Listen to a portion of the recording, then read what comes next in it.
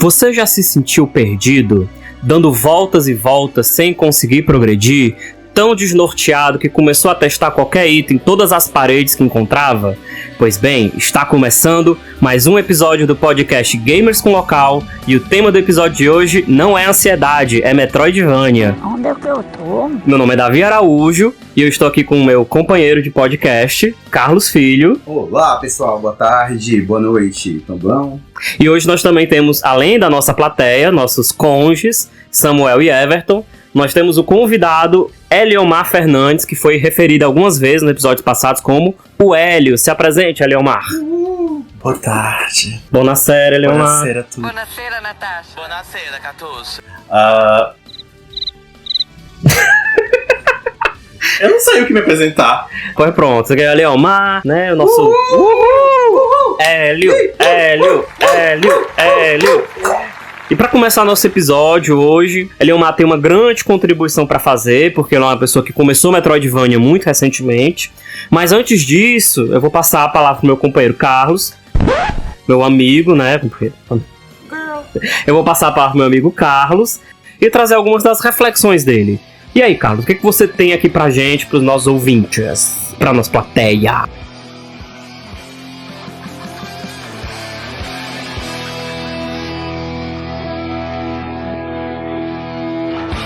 Gamers com local, gamers com local, eles jogam videogame e eles têm local. Geralmente para nós gamers o termo companheiro significa algo completamente diferente. Falei sem pensar, foi picado pela mosca hétero. Eu senti isso, mas eu fiquei calado. Somos companheiros de longa data, o que posso dizer? Porque de repente no campo da esquerda, né, vamos se chama de companheiro. Corta isso, editor, corta isso. Você é cancelado por ser woke. Para a gravação. Mas vai lá, Carlos. No episódio de hoje a gente vai explorar um pouco o mundo desse gênero muito doido, que eu nem sei considerar se é um gênero, se são dois jogos que viraram um, e aí alguém resolveu batizar de um gênero. Mas eu lembro que desde a primeira vez que eu vi o Eliomar me assistindo jogando Hollow Knight, quando eu ainda fazia live na Twitch, na época da pandemia, que eu sempre quis ter essa conversa com ele. Porque Eliomar nunca tinha jogado nenhum Metroidvania. Eu sempre falava de Metroid, e ele ficava assim, é o quê? É tipo Castlevania? Que eu acho que era a única referência que tu tinha. Eu passei um tempo, a gente acabou se desconectando por um certo período, e quando eu conheci o Eliomar de novo, ele já tinha jogado todos os Metroidvanias do mundo. Rivotril, frontal com Rivotril. Menos os Metroids. Ele jogou Hollow Knight de trás pra frente. Ele jogou aquele da religião, como é o nome? O católico, Blasphemous. O Blasphemous. Eu sei que toda vida que eu citava algum Metroidvania, ele, eu joguei ele, eu zerei semana passada. E aí eu fiquei assim, quando isso aconteceu? O que fez ele ficar tão interessado depois daquele Hollow Knight pra chegar a virar o Metroidvania Fanatic? O Hélio, ele é conhecido por zerar um Metroidvania por semana, né? Como foi essa história? Tipo, qual foi o teu primeiro Metroidvania? Eu acho que os primeiros contatos que eu tive com o gênero, ainda que sem saber o que era esse gênero, foi, eu acho que como a grande maioria das pessoas, foi pelo Castlevania Symphony of the Night. Tipo, acho que todo mundo que viveu a adolescência de game durante os anos 90, eu acho, de alguma forma ou conhecia ou jogou assim exaustivamente o Symphony of the Night, e era uma época em que você não tinha acesso tão fácil a guias e walkthroughs e coisas do tipo, então meio que a experiência do Castlevania era muito assim comunitária, no sentido tipo assim, você tinha a pessoa que jogava e estava, você sabe que você fez tal coisa, sabe, tal magia em determinada área do jogo, você consegue destravar isso. Então tinha essa dimensão comunitária de experienciar o Symphony of the Night, especificamente, né? Ao longo da vida eu fui jogando outros Castlevania, especialmente do GBA, né? Que era mais fácil de acessar, por formas alternativas. Yo ho ho! Aquele Area of Sorrow. O Area of Sorrow, Todo mundo fala muito bem, né? Que Harmony Soma então, alguma coisa, soma pilhas. Tu jogou o Symphony of the Night e depois tu já foi pro GBA, que segue o mesmo estilo. Eu amava aquele estilo de jogo, porque ele era um jogo, gostava dos Castlevanias, ainda que eu não conhecesse o nome do gênero que já existia naquela época, né, o nome Metroidvania, mas para todos os fins eu gostava daquele formato de você tem um personagem que você explora uma área sem uma finalidade muito clara, que você vai aprendendo como melhorar ele aos poucos, aprendendo a como explorar melhor, inclusive, as áreas que estão disponíveis. Era esse tipo de experiência de você ser lançado no mundo completamente sem muita direção. Pra mim era interessante, assim. Acho que muita gente tem uma necessidade de algo mais linear. Eu gostava do fato dele ser exatamente não linear. E pra você era como se isso fosse Castlevania, né? Que isso era Castlevania. A Mesmo que eu pensava que essa. Metroid era o único que fazia esse tipo de coisa. Porque eu não conhecia Castlevania.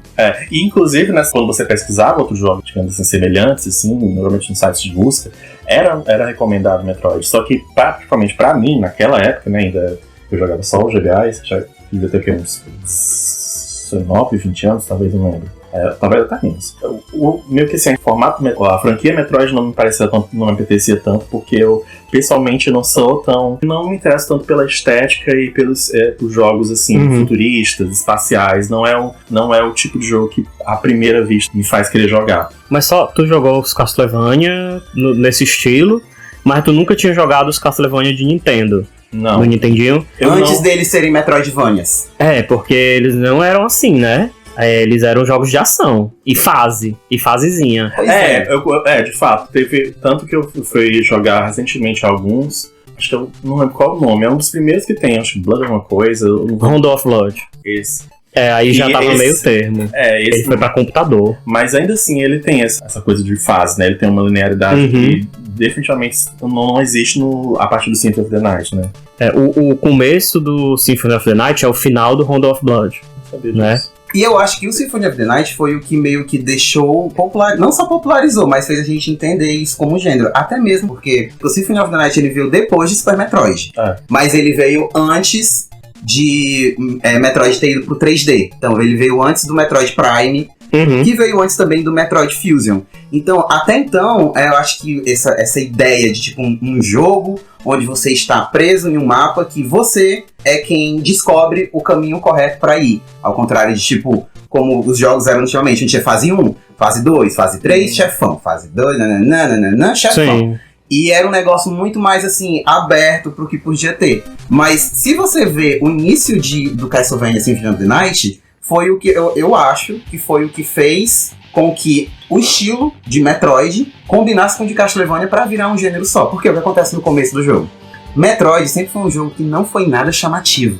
Metroid não é chamativo pra público nenhum. E a Nintendo sabe disso. Eu quero até, inclusive, dizer que apesar do Symphony of the Night ter sido um grande sucesso, não teve Metroidvania depois, assim. Não teve um boom de Metroidvania. Ele continuou sendo um jogo de nicho, né? Depois do... Então, assim, que a gente vai falar do Hollow Knight, é impossível não falar do Hollow Knight. Depois do Hollow Knight, milhões de Metroidvania. Mas depois do Symphony of the Night não teve. Então ele continuou sendo um jogo de nicho. Eu sinto que foi porque meio que saturou. Vamos lá. A gente não tinha esse gênero. De repente, Castlevania pegou o que Metroid tinha construído e fez ser muito mais atrativo. Porque Metroid é muito denso.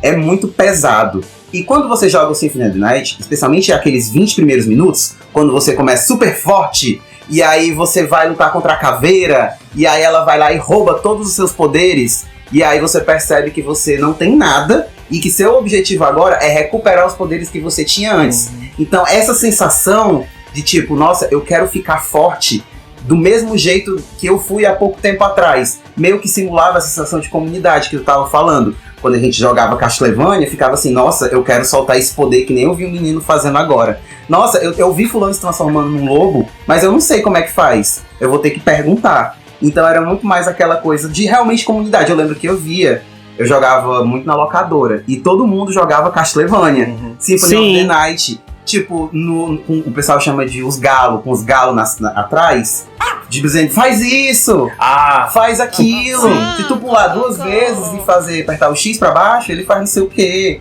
Então era muito do boca a boca. Coisa que, tipo, Metroid nunca teve esse potencial, porque ele era muito difícil.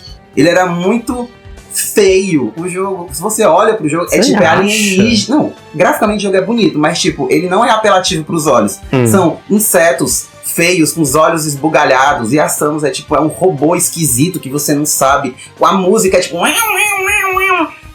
não é convidativo de início. Uhum. E eu sinto que Castlevania, ele chegou meio que pra dizer pra tipo, quem não tinha interesse pra isso aqui, olha, se você tiver um pouquinho de paciência, vai ficar tão legal.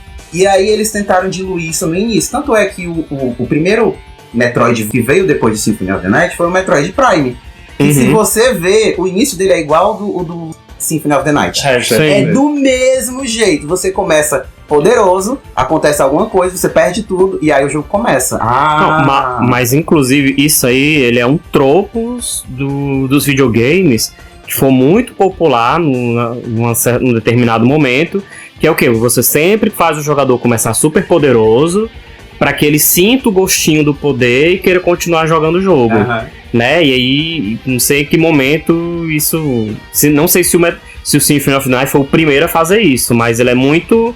Assim, todo jogo... Muitos jogos faziam isso. Até hoje você ainda encontra de vez em quando o próprio Persona 5 Royal, que você começa no final do jogo e depois volta no tempo.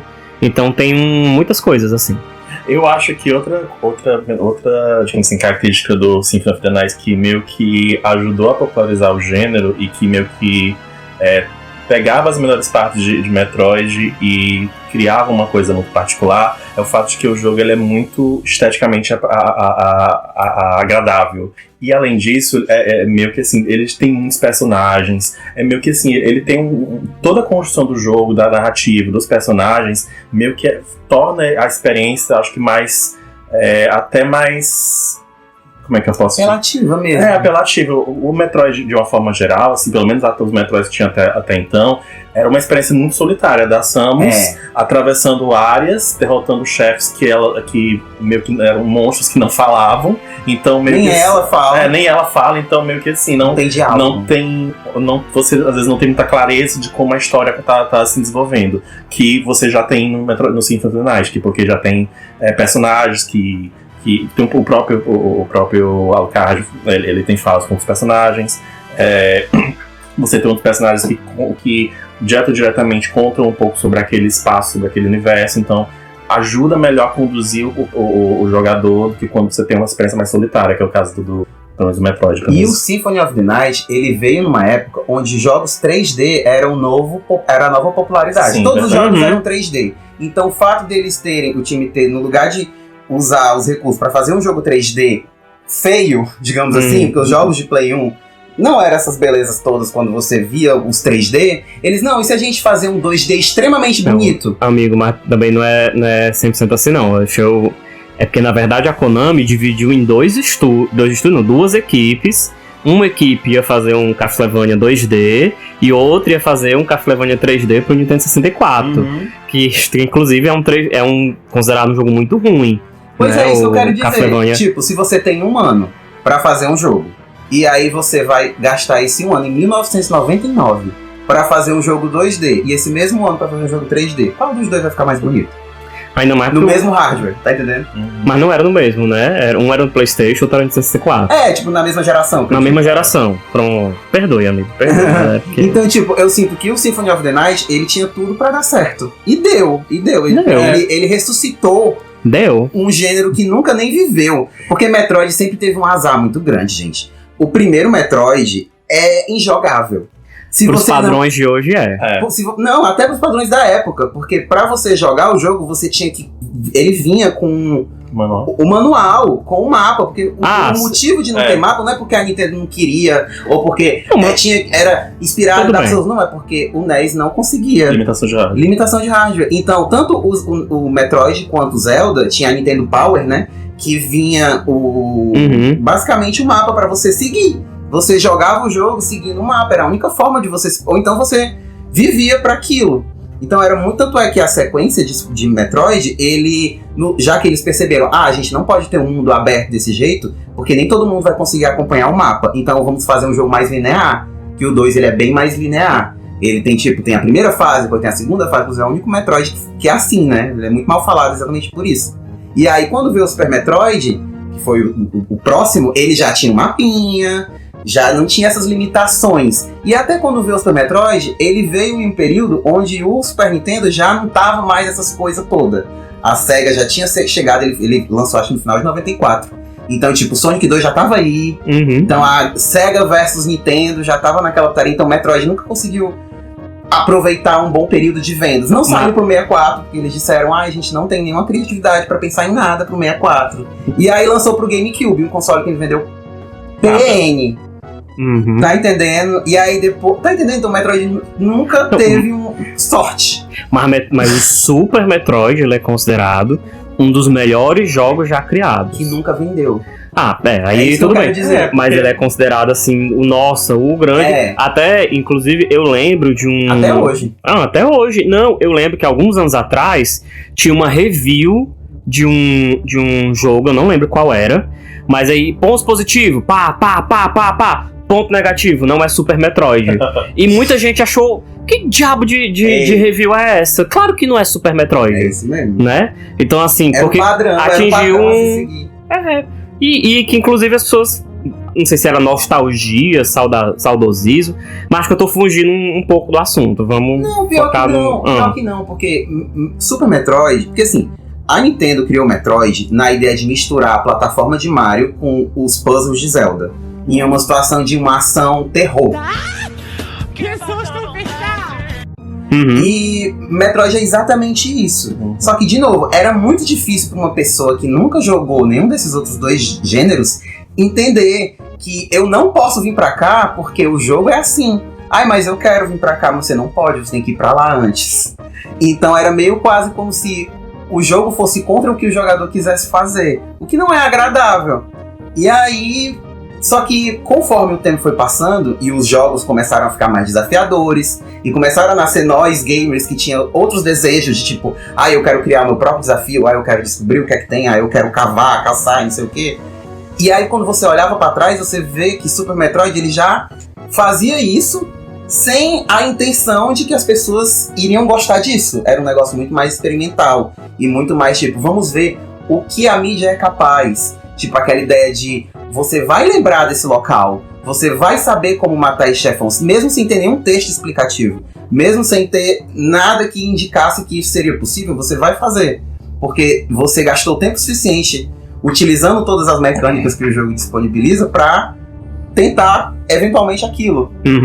E aí meio que solidificou esse desejo de, tipo, ter outros jogos do gênero. E durante um certo período, essas duas franquias morreram.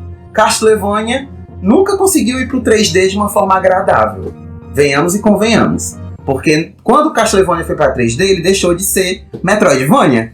Isso, inclusive, é um ponto de importância para outra discussão, né? Tipo, até que ponto o Metroidvania consegue manter as suas características sem deixar de ser, talvez, indo com um caminho de 3D, né? Será que é possível? Eu acho que é, porque tem tanto jogo em 3D que ele segue o estilo Metroidvania sem ser... Eu sempre disse que Resident Evil 1 é um Metroidvania.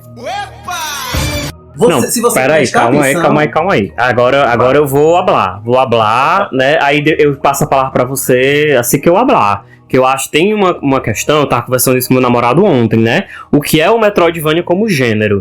E inclusive eu disse, porque se o gênero Metroidvania você tem uma porta que você só pode abrir quando você pegar um item antes, então Resident Evil, qualquer jogo que tem uma porta é Metroidvania. E aí eu não sei até que ponto eu não concordaria que Resident Evil... Eu sou muito... Por que Resident Evil não é um Metroidvania? Me convença. Não tenho capacidade de convencer hoje. Vamos jogar isso no episódio do Resident Evil, na segunda temporada. Mas no meu coração eu sinto que é errado chamar Resident Evil de Metroidvania. Porque, inclusive, a gente não tem uma definição muito certa do que é esse gênero.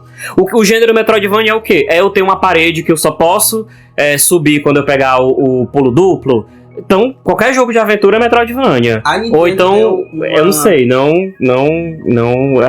perdi. A Nintendo deu o quê? A Nintendo deu uma explicação recentemente sobre isso. Ela chamou de, eu tava até pesquisando antes do começo do podcast, jogo de ação e exploração pessoal. Mas algo assim, é um jogo, então, tipo, segundo a explicação da Nintendo, é quase um jogo onde ele abre conforme o seu desejo de explorar. Se eu quiser explorar por aqui e eu souber fazer o wall jump, eu vou conseguir fazer o wall jump sem precisar pegar o pulo de gelo, o tiro de gelo. É isso aí, tipo, pessoal. tipo Zelda isso. Majora Mask é Metroidvania. Eu joguei Star Wars One dizendo que era Metroidvania. Ai, não, acho errado. Porque Acho errado. Nada mais aquele... é sagrado. Nada mais é sagrado aqui. Mas, inclusive, esse nome Metroidvania só faz sentido aqui no Ocidente. Porque o gênero, ele é chamado justamente de aventura e exploração. Aventura e exploração. Guiada, algo assim. Guiada, eu não sei se é, eu não, queria mas... realmente procurar, talvez depois do intervalo. Dos Pronto. nossos colaboradores, dos nossos patrocinadores. De qualquer forma, né? Esse episódio está sendo patrocinado por Ansiedade. Tenha você... Não, tô brincando. Trema as pernas, você também. O olhinho tremendo, olhinho tremendo. Mas assim, a gente tem aqui nosso convidado também. Queria que ele falasse mais um pouco sobre a descoberta dele pelo gênero Metroidvania. Porque teve o Symphony of the Night, né? Mas entre o Symphony of the Night e você virar expert em Metroidvania, teve um tempo aí, né? Então, vamos falar de Hollow Knight, né? Como foi que você descobriu o Hollow Knight? Como isso mudou a sua vida? Expert é um pouco demais. Contudo, eu tinha essa experiência com Castlevania, claro, né? E é um gênero que eu gostava, mas como eu tinha uma certa ressalva em relação a Metroid, como eu já disse, né? Em relação à estética e de jogo, então eu nunca parei pra jogar Metroid. Mas eu não lembro quando foi que eu peguei. Eu comprei na Steam o Hollow Knight, inclusive foi de promoção, acho que foi R$6 ou coisa assim. O Hollow Knight é baratinho, ele é um jogo incrível e é barato. Promoção, assim. Hoje em dia ele acho que talvez tenha aumentado mais por causa do filme do jogo ter ganhado fama, mas. Ele tava de R$37 preço cheio, última vez que eu vi. Eu acho que eu peguei ele por R$6, R$5. Pois é. Mas enfim, fato é. Na pandemia, eu comprei ele assim de forma despretensiosa. Gente, tá muito quente. Como é que termina? Na pandemia, tu pegou ele de uma maneira muito despretensiosa. Voltando aqui a cabeça. Eu toparia uma pausa. E aí, Eliomar, tu jogou o Symphony of the Night, né? Que tu gostou muito, disse que gostou muito, mas você ganhou essa fama dentro do seu grupo de amigos de ser expert em Metroidvanias bem recentemente, e você entrou, né, dentro desse gênero a partir do Hollow Knight. E aí eu queria que você falasse como é que você descobriu o Hollow Knight e como é que o Hollow Knight lhe pegou e levou para outros Metroidvanias. Hollow Knight foi a porta de entrada para Metroidvanias mais pesados? Eu concordo, definitivamente Hollow Knight foi a grande porta de entrada, porque, não ironicamente, acho que eu comprei o Hollow Knight mais ou menos ao redor do início da pandemia, se não me engano. Acho que foi por volta de 2021, foi? Foi 2021, 2020, 2022. Por aí. E o Hollow Knight foi o teu jogo da pandemia? O primeiro. O meu foi o Shin Megami Tensei 3. E meio que assim, eu lembro que eu peguei ele por uma das razões, porque era um jogo que tava barato, tava de promoção na época, eu comprei ele por menos de R$10. E eu não sei explicar o porquê, mas a estética dele, daquele besourinho e daquele universo, parecia interessante pra mim, mesmo que eu não entendesse muito, e mesmo sem muita sem referência prévia sobre o jogo, mas eu me lancei no jogo. E eu fiquei muito assim, rapidamente eu fiquei muito fui capturado facilmente pelo jogo, porque a estética do jogo é muito boa. Acho que a música dele, João, talvez seja uma das características mais marcantes do Hollow Knight, que acho que não tem um cenário nesse jogo que você não sinta vontade de simplesmente deixar o personagem ficar parado e ouvir a música do cenário. É um jogo assim, esteticamente, tanto pelo visual quanto pela trilha sonora, enfim, né, maravilhoso. E, enfim, à medida que eu na verdade não apenas com Metroidvania, mas quando eu começo a gostar muito de alguma coisa, eu tendo a pesquisar coisas que são semelhantes, assim, seja de música, livros, enfim. E quando eu já estava completamente, digamos assim, viciado por Hollow Knight, aí eu fui pesquisando na própria plataforma da Steam, que foi onde eu onde eu adquiri o jogo. E eu fui comecei a jogar um pouco tempo depois, acho que o Bloodstain, que foi de que foi desenvolvido por um dos antigos da equipe que tinha desenvolvido originalmente o Castlevania.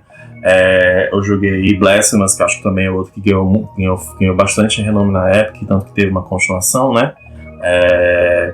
E, enfim, fui cada vez mais me interessando pelo gênero. Depois, aí finalmente pula para alguns anos depois. Acho que não foi todos os anos depois, foi 2021, acho que foi 2023 que eu comprei meu Switch. De nada. Foi nossa indicação.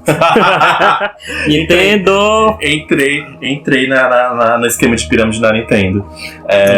Nintendo tem que me dar a minha parte, viu? Que eu vendi um Switch, foi, ó. Eu lembro que eu fiquei surpreso quando eu soube que você comprou o Switch, porque eu sempre pensei que você já só tinha. Eu falei que já não tinha, não. Porque tu era tão presente, especialmente porque, assim, teve um período que eu tava jogando Hollow Knight em live. Uhum. E o Eléo era muito presente na comunidade de Hollow Knight. Ele não só tava na minha live, parecia que em toda live que eu tava, ele tava lá. E ele sabia de tudo, porque eu sinto que Hollow Knight, ele é... O gênero Metroidvania, no geral, ele, como tu falou no início, ele é muito solitário. Uhum. Ele tende a ser muito... você e o universo, e as descobertas que você tem. E Hollow Knight, ele não é assim. Ele não é assim de jeito nenhum. Você tem personagens que você tem histórias, você pode matar alguns, você pode escolher não ir para algum lado que você não queira. Você tem escolhas. Graças a essas escolhas, nem todo mundo tem a mesma história, tem a mesma... acompanha a mesma narrativa que o jogo passou. E eu lembro que quando eu tava jogando, tu falava coisas que eu falava, como é que ele sabe disso? Aí, tipo, hoje eu sei, é porque eu não fui pra essa parte do mapa. E nessa parte do mapa tem uma gotinha caindo lá em cima que conta a história da rainha de não sei o quê. E eu ficava assim, meu Deus do céu. É muito rico. Por isso, eu gosto muito do Hollow Knight, por isso também, porque você tem jogos de... Na verdade, não apenas que de Metroidvania, mas jogos de forma geral, que você tem muitos, digamos assim... elementos da construção daquele mundo que são contados por NPCs, né? Cenário também. O cenário. Só que, especialmente no Hollow Knight, obviamente no Hollow Knight não é só Hollow Knight que faz isso, mas no caso específico de Hollow Knight, uma parte considerável da construção desse mundo depende de você interagir com o cenário, com algumas partes que, inclusive, você tem que ter alguns acessórios para poder fazer isso, que aí você consegue, de fato, expandir muito daquele universo, assim, e a sua exploração não é apenas explorar os espaços do jogo, mas é explorar a própria história, explorar o mundo e conhecer, porque não tem tanto, assim, alguém te narrando, isso aconteceu por isso aconteceu por isso, meio que é um trabalho de custo de retalho que você tem que fazer. É quase como se o mundo existisse sem a sua... Se você não estivesse lá, aquele mundo estaria existindo sozinho. Exato. Você é apenas mais uma coisa lá. Se você não estivesse andando por lá, você estivesse andando por lá, o mesmo desastre iria acontecer. Uhum. Só que agora você está presenciando. Exato. E isso é uma sensação muito videogame. Tipo, é quase como, tipo, aproveitando o máximo do que a mídia tem a oferecer.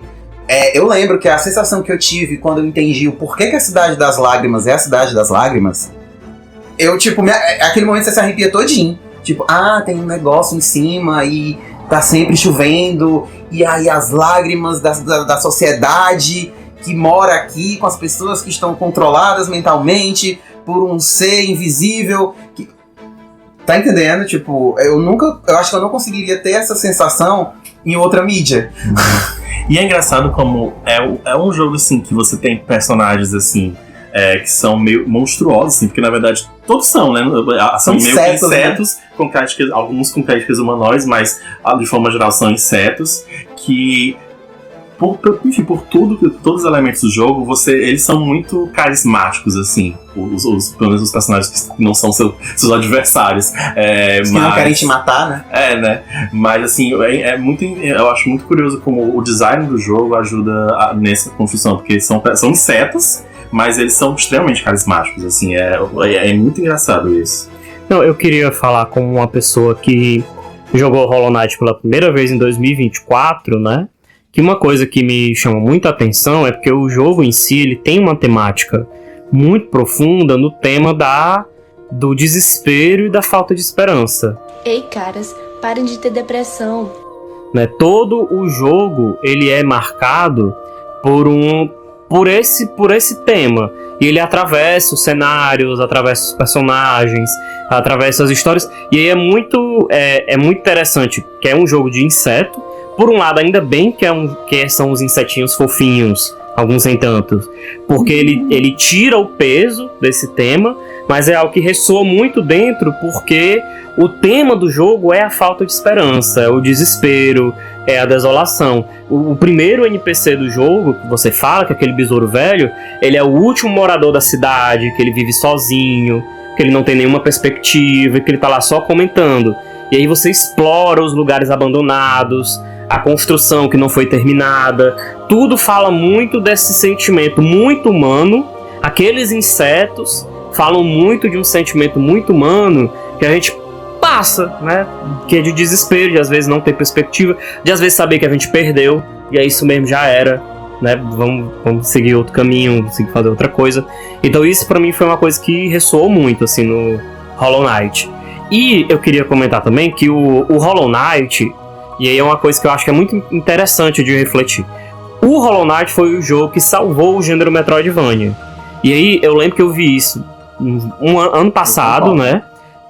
De um youtuber gringo, eu não vou lembrar o nome do canal agora, mas o cara falou, olha, o último Metroid que saiu antes do Hollow Knight era ação, né? Ele ainda tinha umas características meio Metroid, que era aquele Other M, mas ele era muito voltado pra ação, outros personagens, mostrando uma Samus que precisa da ajuda de uma figura masculina. Não, essa cara mesmo, né? Essa careta mesmo. O Castlevania, o último Castlevania que saiu, que inclusive não saiu nenhum outro depois, era um jogo de ação. Então os jogos que aqui no ocidente dão o nome Metroidvania abandonaram o estilo de pesquisar, procurar e se aventurar, explorar e procurar. E eu acho, né, não tenho muitas provas, mas que é muito por causa dessa coisa de como os investidores invadiram o meio criativo. Então você tem muitos... os CEOs, a galera, os financiadores, começam a tomar decisões ao invés das equipes criativas. E aí a galera dizendo, não, isso aí não vai dar dinheiro não, isso aí é nicho, a gente precisa que os nossos jogos sejam voltados pra ação, que isso é o que vai dar dinheiro pra gente, né? E aí, foi o que matou o gênero, porque chegou um momento que parecia que nem a Nintendo nem a Konami sabia o que fazer nem com Metroid nem com Castlevania. Sim, eu diria que não só com o Metroidvania, mas assim, ele mata, essa é uma postura que acaba matando franquias de forma geral, porque assim, nesse afã de ter que de que os jogos se pareçam com determinados outros jogos que estão em voga naquele momento, acaba produzindo um efeito contraditório, porque quanto mais você se aproxima da norma aqui dos jogos, mais o seu jogo perde as características. Então você acaba se tornando mais um. Por consequência, não faz diferença se você vai escolher jogo A, B ou C, porque todos eles são parecidos.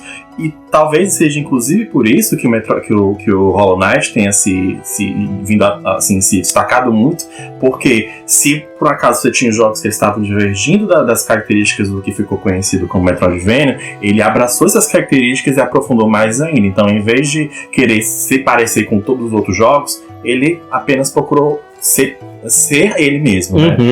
Foi isso por isso que eu critiquei no episódio passado, que a gente falou de Turok e Metroid Prime. Assista o episódio passado, né? Eu disse que o remake do Turok foi muito ruim, porque ele queria ser igual a todos os jogos de tiro que tinham na época, ao invés de ser igual ao que era o Turok. Então, assista o episódio passado, que eu recomendo o port do Turok original, né, de Nintendo 64 para PC. Mas, sim, voltando. E essa parte da indústria, tipo, da responsabilidade que a indústria teve para a morte e o renascimento do Metroidvania, digamos assim, eu vivi esse período muito fortemente, porque era o meu gênero favorito durante um certo período da minha vida.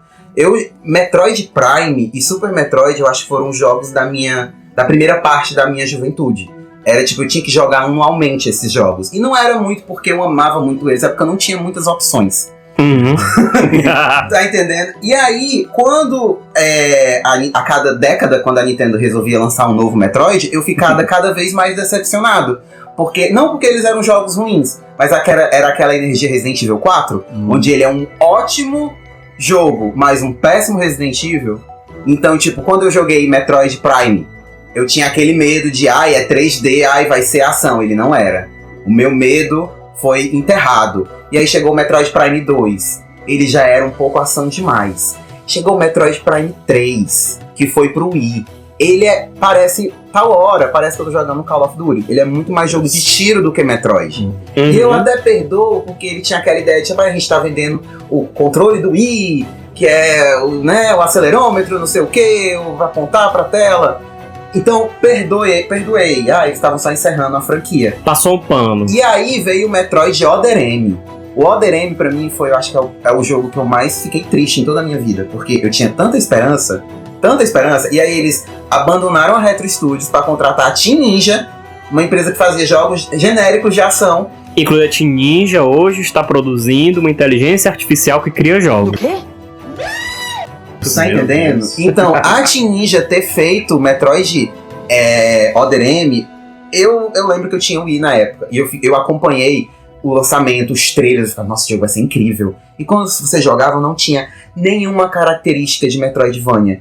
Você tava no ponto A, você seguia a linha reta até o ponto B, você pegava o item que abria o ponto C, e aí você ganhava o acesso para ir pro ponto D, e você ia assim até chegar no Z. Era tão previsível, tão chato, nada. E de vez em quando o jogo te obrigava a fazer coisas pra fazer você sentir que tá jogando um Metroid. Tipo, vamos fazer ele ficar preso aqui de propósito, só pra, em algum momento a gente liberar porque o Adam quis. Não, aquela coisa terrível também de que vamos dar uma profundidade pra personagem da Samus.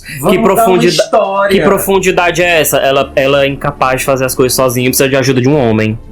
É terrível. É muito ruim. E aí, eu nem entro muito nesse ponto, mas no fato da Samus não ser mais aquela personagem foda que ela sempre foi.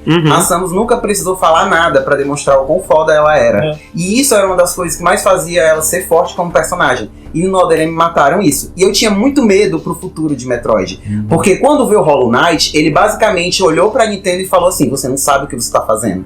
Você deveria fazer isso aqui. E aí, como é que a Nintendo ia responder isso? Porque Hollow Knight é um jogo indie feito por 3 pessoas. Enquanto Metroid é apenas um dos títulos mais famosos da empresa mais famosa de videogames do mundo. Então, se eles não se comparassem ao que Hollow Knight trouxe, o que elas estavam fazendo aqui ainda? Então eu tinha muito medo de como seria quando Metroid Dread fosse lançado e ia ser outro Other M. Ou então seria olha, eles tentando fazer o que Hollow Knight fez e não conseguiu. Depois que Metroid Dread lançou, eu fiquei muito mais tranquilo, porque ele foi pra um lado completamente diferente. Que a gente entra aí em outro momento. Com certeza. Mas era o medo real que eu tinha. E agora? O que vai ser de Metroidvania agora que Hollow Knight é o padrão? Porque antes o padrão era o Super Metroid. Mas não é mais assim. Agora o Hollow Knight pegou tudo que o Super Metroid fez e levou ao cubo. E falou, esse é o novo padrão. E não só isso. Eu sinto que Hollow Knight foi muito esperto de pegar mecânicas de muitos jogos que faziam sucesso na época. Então ele pegava um pouquinho de Dark Souls, ele pegava um pouquinho de Zelda, ele pegava um pouquinho de cada coisa pra fazer com que aquela experiência antiga, digamos assim, fosse modernizada. Então aquelas sensações de eu tô preso, eu não sei pra onde eu vou, ainda existe, mas agora você tem mais uma chance. Eu posso usar um item, eu posso pegar um amuleto, ou eu posso desistir desse caminho e ir pra outro, eu vou encontrar uma outra resposta. Então deu um shake it up no negócio que tava muito, muito enraizado no básico. E eu não sabia se era possível ir pra algum outro canto. E foi. Eu sinto que foi. E sinceramente eu acho que é por isso que todo mundo tá tão louco pelo Silksong, porque ninguém sabe o que vai ser agora depois desse futuro. Inclusive nós estamos gravando esse episódio na semana em que teve o Nintendo Direct do Nintendo Switch 2. Foi há 84 anos. E nós tivemos 15 segundos de Silk Song. 5 segundos pra ser mais preciso. Ai, foi 5? 5 segundos de Silk Song. Foi quase como o Silvio Santos colocando propaganda da Jequiti, assim. Né? E dizendo que o jogo vai sair esse ano. Se a Team Sherry foi avisada? Não sei. Ou foi a Nintendo dizendo, galera, esse jogo vai sair esse ano. Querendo vocês ou não. Talvez, viu? Talvez seja um aviso. E por falar, eu queria perguntar também pro nosso convidado, né, Hélio. Se você fosse recomendar um Metroidvania pra uma pessoa que está começando e um Metroidvania pra uma pessoa que já jogou, quais são os que você recomendaria? Nossa senhora. Valendo 1 milhão de likes. Eu assim, acho que pra uma pessoa que nunca jogou, eu acho que eu recomendo... Samuel. Eu tô aqui implorando pra ele começar a jogar Fortnite. Pra quem nunca jogou. Pro Samuel, recomenda pro Samuel. O Samuel jogou Zelda e Pokémon. Tanto quem nunca jogou e tanto quem já jogou e quer procurar outras experiências. Pronto, só te interromper de novo. Recomenda um iniciante pro Samuel e um avançado pro nossa outra plateia, o Ever. Perfeito! Ele já jogou o que eu iria A outra recomendar. A outra plateia. Enfim, acho que de iniciante, assim, parece meio que chovendo molhado, mas assim, o Symphony of the Night, acho que é bom assim, recorrer aos clássicos. Symphony of the Night, porque ele é um jogo que ele consegue, que ele, não apenas pela qualidade dele, por ser, digamos assim, um dos principais dos jogos do gênero, mas porque a construção dele de dificuldade, eu acho que ela segue um ritmo que é adequado. Você não tem pulos assim tão grandes de dificuldade. O jogo meio que assim, ele vai te exigindo aos poucos melhor em como usar magias, em como explorar os diferentes tipos de armas. Então é um jogo que eu acho que pra quem nunca jogou um Metroidvania, ele consegue ser uma porta de entrada bem, digamos assim, coerente. Outro jogo que eu recomendaria novamente ainda na mesma toada seria o Bloodstained, que foi produzido por um dos membros da equipe original do Castlevania, e que ele tem ele aparenta muito como Castlevania, né? Você tem uma personagem que ela vai capturando poderes dos monstros que você vai encontrando no caminho, e a pouco você vai descobrindo os segredos novamente de um castelo. Então, assim, é um jogo que ele também é muito bom para quem está jogando pela primeira vez, porque ele permite você... Ele também tem características muito de RPG, porque a sua personagem ganha nível, ela vai explorando, ela vai ganhando novas armas. Então, assim, ele tem uma mistura boa de RPG de Metroidvania. E talvez, eu tenho dúvida em qual Metroid recomendar, mas eu acho que o Super Metroid é um que definitivamente... Desculpa, o Super Metroid não. O Metroid Fusion. Tava pensando nesse. Porque Metroid Fusion? Sim. Porque o Metroid Fusion... Obrigado. O Metroid Fusion, ele é um dos Metroids que eu já joguei, é muito curioso, porque, assim, uma característica, digamos assim, que é meio comum em muitos Metroidvanias, é justamente o fato dele ser um jogo não linear, né? Você fica à solta e preso, aí você vai meio que assim, tateando aos poucos aquele mundo. No Metroid Fusion, você obrigatoriamente você tem que obrigatoriamente seguir uma determinada ordem, digamos assim, o lugar onde você tem que explorar. E existe uma razão para quê? E quando essa razão surge, o porquê de você seguir nessa lógica faz sentido. Não é apenas uma questão, digamos assim, do jogo te obrigando a seguir ele de forma linear. Existe uma razão narrativa. Do Other M. Existe uma razão narrativa do porquê, numa parte considerável do jogo, você tem que seguir ele de forma linear. E, inclusive, quando você descobre isso, você começa a encontrar, digamos assim, certas formas de quebrar essa linearidade. Tô tentando assim, falar o máximo sem dar spoiler, mas eu gosto muito do jogo por isso, assim. Porque ele tem essa linearidade, mas essa linearidade ela é controlada. Ela tem um propósito e, inclusive, quebrar ela é uma parte importante do ponto de vista narrativo. Então, Eu acho que isso tudo é importante no jogo. E é um jogo muito divertido. Dos Metroids que eu joguei, foi um dos mais divertidos. Assim, eu acho que foi um dos que eu mais, assim, quase consegui todos os upgrades dela. Porque é muito difícil algumas coisas dele. Mas com ódio, ele 80% no primeiro jogatina. Tu sabe o que é engraçado? É o Metroid que eu menos gosto. Mas, quando eu jogo ele, é o que eu não consigo parar. Eu adoro Metroid Fusion, eu só acho os chefes todos umas porcaria.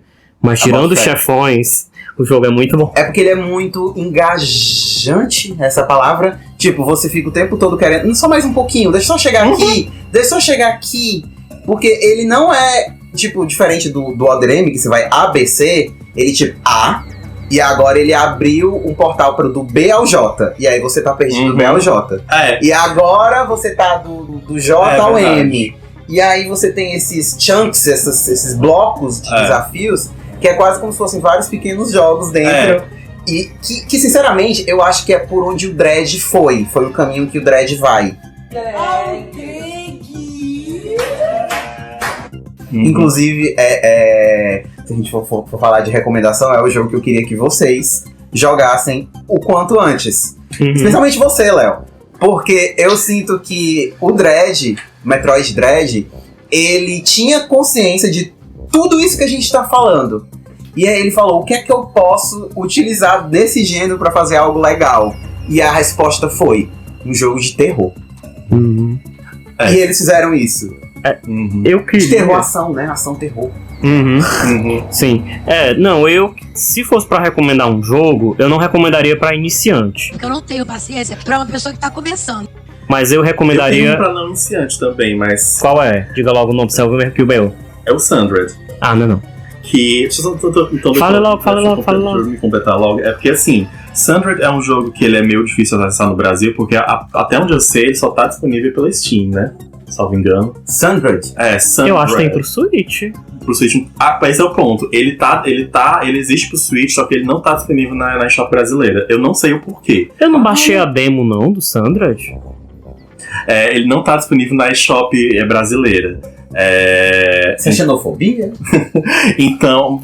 O Dragon Quest 2 também não tá na eShop brasileira. É verdade, tem Vamos tirar o Árida da eShop deles, então? Não. Sim, mas voltando. O Sundred, eu acho interessante, por quê? Porque ele... você... Primeiro tem um personagem feminina, que não é muito comum nesses jogos.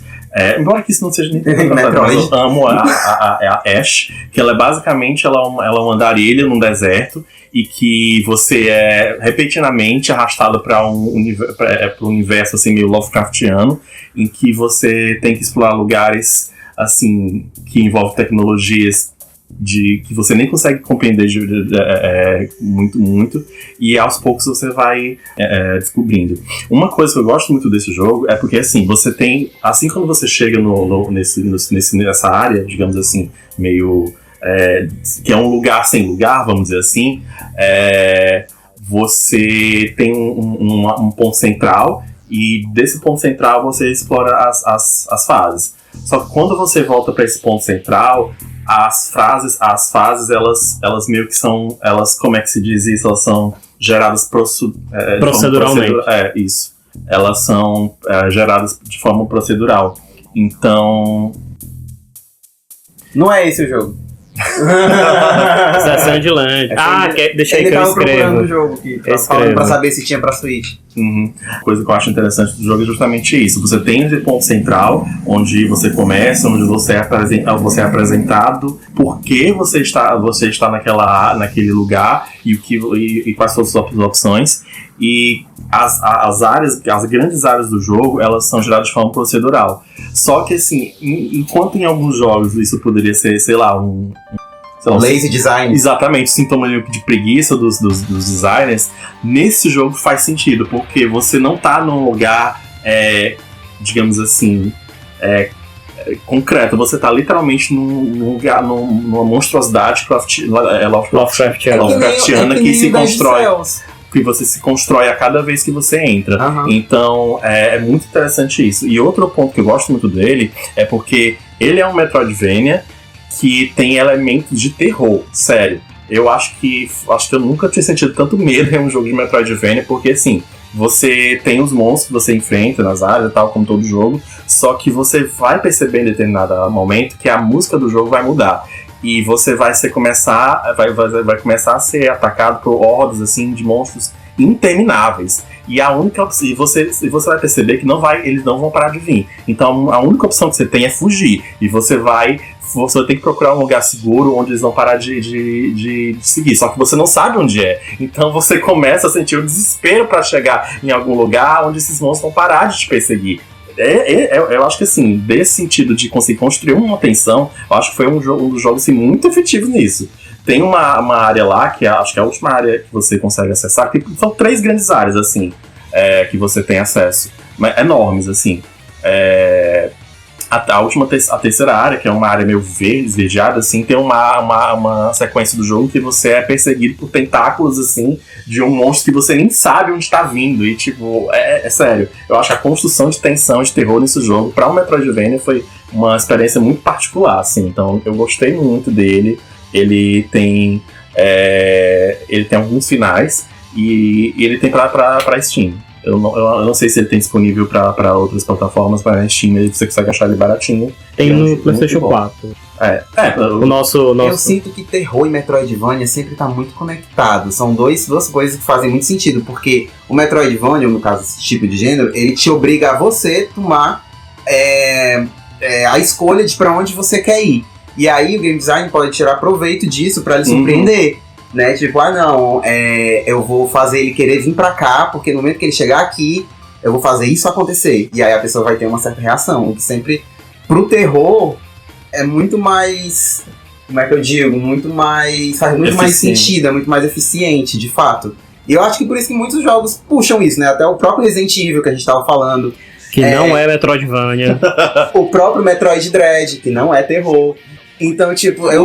Pronto, só interrompendo. O Metroid Fusion faz isso muito bem. Porque na sequência que você é perseguido pela SAX, nossa, é desesperador. Que nome horrível. Você até pensa, meu Deus, eu vou tentar enfrentar ela. Vã ilusão. Até no final do jogo, quando você supostamente está melhor equipado pra isso, não é um desafio fácil. E até do jeito que tu tava descrevendo o Sand, como é o nome do jogo? Sandra. É de Sandra, de Sol. Do jeito que tu tava descrevendo esse jogo, eu tava visualizando o final do Metroid Zero Mission. Não sei se tu chegou a jogar ele. Joguei. Porque no final tem uma DLCzinha. Eu joguei quando teve um Nintendo Direct que avisou. Eu também! No dia. Disponível agora. Peraí. Pronto, no final dele tem um momento onde é isso, onde você tem que fugir das pessoas, dos bichos lá, porque você não tem a sua armadura, e aí você tem que descobrir onde é o local certo de se esconder. E aí no meio da tensão é difícil encontrar isso. E é muito legal, combina muito com o gênero. É aquela parte que é tipo uma pirâmide, né? É, aquele parte que você tá jogando de zero Switch Samus. Uhum. É bem desesperador essa parte. É muito boa, muito boa. E eu sinto que dá pra instigar, tipo, tirar muito suco de terror desse tipo de gênero. E por isso que eu quero que Silk Song lance logo. Todos nós, né, queremos o Silk Song. E quem não quer? E você, David, qual jogo você tem pra nos recomendar de Metroidvania? Não, eu queria, né, até pra gente ir se conduzindo aqui ao final do nosso episódio, eu tô num momento muito querendo exaltar os nacionais, né? Uhum. Então, o grande jogo que eu queria recomendar é o Dandara. Ele é um Metroidvania brasileiro, inclusive o Eleomar zerou em uma semana. Mas basicamente o Dandara, mas o Léo não é um... Mas ele não é um expert em Metroidvania. Não é um padrão a se seguir. Eles eram Metroidvania por semana. Toda semana eles eram um Metroidvania diferente. E eu precisava jogar um Metroidvania, porque eu tava jogando muitos RPGs e tipo, não, preciso jogar alguma coisa, tipo assim, parar de desintoxicar. Parar de pensar em números. Desintoxicar um pouco. Pronto. O Dandara, eu queria falar o quê? É um jogo brasileiro, ele é um jogo muito bonito, e ele sofreu um certo hate no exterior, porque todo mundo considera um jogo muito difícil. Embora eu não acho que ele é tão difícil assim, acho que... E é uma palavra que eu vou falar muito, assim, em alguns momentos, mas eu acho que rola uma má vontade, porque ao mesmo tempo que ele tenta explorar uma coisa da brasilidade, inclusive o que eu vi na internet, a primeira área, depois que você passa do tutorial do Dandara, ele é inspirado na cidade de Belo Horizonte, né? Mas ele tem toda essa coisa de querer ser diferente. Então, vou começar o quê? Eu quero só falar o seguinte, Dandara. Qual é a história de Dandara? Dandara, ele é um jogo que se passa numa espécie de mundo das ideias, certo? Uma espécie de mundo especial, que o foco são isso. Então você tem uma área que representa a união, tem uma área que representa o contato com a natureza, tem uma área que representa o sonho, e tem uma área que representa a memória, então ele é como se fosse uma jornada mística nesse mundo que é como se fosse uma espécie de mundo das ideias. Mundo das ideias não é uma palavra muito feliz, porque eu acho que essa aqui é uma referência meio filosófica que fica um pouco eurocentrada para um jogo que busca inspiração na brasilidade, nessa coisa do... Inclusive, uma coisa que eu li na internet e tudo fez sentido, o jogo você tem a presença de vários orixás, só que eles não estão colocados no mesmo nome, né? Mas os itens e alguns personagens fazem referência ao orixá. E eu fiquei, nossa, é mesmo! Então acho que o mundo das ideias não é o termo mais feliz. Mas, enfim, o jogo se passa desse mundo das ideias em que um ser instituiu a repressão. E aí a Dandara, ela nasce como sendo um espírito, uma entidade, um ser desafiador. Ela é a encarnação da rebelião, da rebeldia, da esperança também, de desafiar. E o objetivo dela, ela nasce com esse objetivo, de tentar vencer a repressão que está esmagando esse universo místico, né? A dificuldade, então, só fortalece essa narrativa. Sim. O grande negócio da Dandara ela nasce do sal. O sal, ela é a figura, mas tem um mito do homem, do homem. Jogo, né? A moeda. A moeda, mas é mais do que isso, né? Porque depois eu vou ver, eu procurei, mas não achei se tem base em alguma mitologia e tal, porque tecnicamente não. Por padrão, a gente tem essa coisa que o homem veio do pó, né, e volta do pó, o homem veio do barro. Isso de repente não tem uma outra mitologia que não é eurocentrada, que diz que o homem veio do sal, ou que tem alguma relação com o sal. Não sei. A questão é que a Dandara, ela veio do sal e ela se move através do sal, né? E o que isso quer dizer? Ela não anda de um lado para o outro, nem pula, mas você tem o sal em várias superfícies, são as superfícies brancas, e ela pula, ela salta de uma superfície para outra. Então o jogo, a movimentação do jogo é todo muito mais um zigue-zague. Um zigue-zague, uma experiência de você mirar e saltar. E ir saltando de uma superfície para outra. Inclusive indo pro teto, indo pra parede. Às vezes você vai e a câmera dá um 180. Às vezes aonde você tá gira, você usar o tempo disso a seu favor. Você fica numa plataforma que se move, aí você vai girando. Então isso é muito difícil no começo, de fato. Mas quando você pega o jeito, eu acho tão legal. Você entra numa sala, atravessa ela em 2 segundos, dá 8 zigue-zague em 2 segundos e bem perfeito na porta. Mas é isso, de fato, ele é um jogo que tem os seus momentos difíceis, principalmente quando você tem 58 coisas voando na tela. Podia ter uma dificuldade 30 a mais para pessoas que estão começando a perder os reflexos, tipo eu. Eu lembro que eu fiquei um pouco frustrado com a dificuldade do Dandara, que foi inclusive o motivo de eu ter parado ele. Inclusive, obrigado por falar dele, que eu tenho agora mais motivo pra voltar. Porque eu lembro que, do mesmo jeito que Hollow Knight, ele pegou alguma das mecânicas dos jogos que estavam fazendo sucesso na época, tipo, como por exemplo Dark Souls, ele usou isso a seu favor. Eu sei que às vezes o Dandara, ele tenta fazer isso e não funciona direito. Tipo, tem certos momentos onde eu morro e eu pensava, poxa, se eu tivesse nascido nessa sala anterior, eu continuava, mas eu tenho que voltar lá, não sei da onde, e eu ainda perdi todos os meus recursos. Então isso aconteceu comigo também, eu apaguei meu save. Eu disse, eu prefiro começar do começo. Eu tô pensando em fazer isso, pra porque ver eu tinha perdido 20 mil de moeda. Pois e isso é uma característica de quê? Dos jogos da From Software, vamos dizer assim. Não que precisava. Eu acho que não combina com Dandara. Se ele fosse um jogo onde, tipo Metroid Dread mesmo. Se você perdesse metade, ainda ia. Tipo o da religião lá, como eu sempre esqueci. O Blasphemous, que tipo, ele tem um pouco disso, só que você tem a culpa, né? Que você morre, e aí aonde você morre, a sua culpa fica lá. E aí se você não for buscar a culpa, você perde alguns recursos de batalha que faz com que o jogo fique mais difícil. Existe uma punição pra você não Mas não é aquela coisa, você perdeu tudo. E eu sinto que essa é uma coisa do Dandara que faz ele ficar muito difícil. Eu queria muito que tivesse tipo, uma atualização, ou alguma forma de dar, sei lá, quick save. Que não, tem algumas coisas lá que é tipo modo fácil, mas que se você destrava, você não consegue o final verdadeiro. Tem uma coisa assim. Mas assim, ok, não é um jogo perfeito, no sentido de que não tem nada que eu mudaria. Não, tem. E eu acho que ele não merece a avaliação negativa que recebeu no exterior. Eu acho que ele tinha tido eu descobri essa semana, quando eu tava indo atrás de algumas informações, né? Pra eu não vir só com a minha cara e a coragem. Né, eu não sou jornalista, mas pelo menos, né? Não consigo fazer. Mas aí eu acho que uma coisa que eu queria muito reforçar, né? É a gente valorizar o Dandara. Porque o Dandara, ele é diferente, ele é único, né? Ele é diferente e ele exala brasilidade. Ele é um jogo brasileiro. Ele tem muita coisa ali que, se você prestar atenção, você olha e isso é Brasil. Isso é Brasil. Aqui é o Brasil. E aí, a minha grande recomendação é Dandara, jogue Dandara. Se você puder, compre no preço cheio, que os desenvolvedores ganham mais dinheiro. Se você não puder, compre numa promoção, mas não deixe de conferir. E avalie bem, porque o Dandara, ele deveria ser um dos nossos patrimônios nacionais. Eu concordo. E as plaquinhas são muito bonitas. E aí acho que é isso, né, no nosso episódio de hoje. Pois é, e com isso tudo, a gente encerra nosso episódio especial de Metroidvania com a nossa participação mais que especial de Eleo Tribal. Pois é isso, pessoal. Com isso, terminamos o episódio de hoje.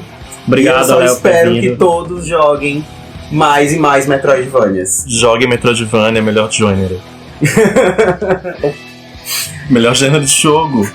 Desculpa, não pode falar de gênero, né? Não, aqui a gente só fala se tiver local. Gênero não existe. Senão a gente não tem local de fala. Pois é isso, galera. Valeu! Muito obrigado, pessoal. Uma ótima semana e até o próximo episódio. Gamers com local. Gamers com local. Eles jogam videogame e eles têm local.